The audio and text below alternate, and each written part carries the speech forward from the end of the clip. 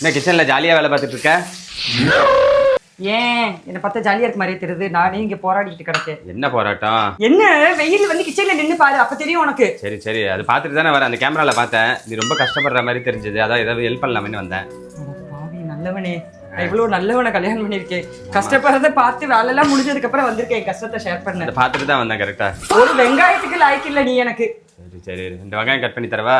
அதெல்லாம் முடிஞ்சிருச்சே. இனிமே நீ கட் பண்ணி கொடுத்தா என்ன, கொடுக்கலன்னா என்ன? என்ன செஞ்சிருக்கீங்க? கத்திரிக்காய் ஃப்ரை, பீட்ரூட். அங்க பாக்கும்போது மீன் ஃப்ரை நினைச்சேன். அதை பார்த்துட்டு தான் வந்தேன். கத்திரிக்காவா? ஆமா, வெஜ் ஃபிஷ் ஃப்ரை பேரு. ஐயோ, எவன் இதெல்லாம் பேர் வைக்கிறான்னு தெரியல.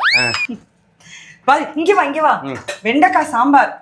இது மாதிரி சாம்பாரை நீ உன் பரம்பரையிலேயே பார்த்திருக்க மாட்டேன். இங்க பாரு இங்க பாரு, இங்க பாரு. அப்படி ஐர மீன், நெத்திலி மீன் மாதிரி மிதக்கும்.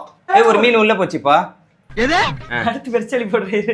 தலை இப்படி ஒரு சாம்பாரை நீ உன் பரம்பரை இல்ல, உன் வாழ்நாள்ல உன் 10 தலைமுறை பரம்பரைக்கும் தரமுறை வளமுறை எப்பா பார்த்திருக்க மாட்டேன். சரி, அவ்வளவுதானா? வெறும் சாம்பார், மீன் ஃப்ரையா? ஏய், பீட்ரூட் மீன் ஃப்ரை. இது எந்த பரம்பரை? அது எல்லாம் ஒரே பரம்பரை தான்.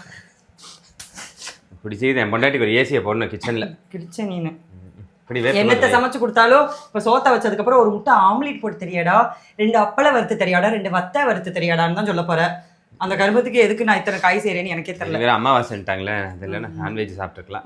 இல்லைன்னா மட்டும் நீ இது பண்ணுவியா? 6 மணிக்கு மேலே சாப்பிடலாம்ல? அப்படிலாம் ஒண்ணு கிடையாது. சொல்லி எனக்கு கேவலப்பட்டு போய் தெரியாத முடிட்டு போ. இப்பெல்லாம் ஸ்கூல் படிக்கும்போது சொல்லுவாங்க 6 மணிக்கு மேலே சாப்பிட்டு தண்ணி குடிச்சா ஒன்றும் ஆகுதுன்னுவாங்க. ஏன் சாப்பிட்டு வாந்தி எடுத்தா உனதான் ஒண்ணும் இல்லை, குடல்ல இருந்து வெளியே எடுத்துறேன். கர்ம கர்மா.